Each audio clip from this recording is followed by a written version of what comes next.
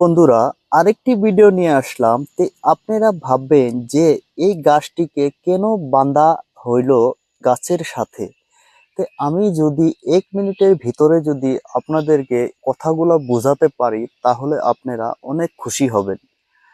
এটি একটি গাছ মাঝে মাঝে কেন বাঁধা হইলো, এটি আপনাদেরকে আজকে জানাবো। যেমন কি বন্ধুরা, আপনারা গোলমরিচ খাইতে ভালোবাসেন, যেমন কি আমাদের বাংলা ভাষায় কই গোলমরিচ। সেই একটি গোলমরিচের গাছ দেখতে পাচ্ছেন।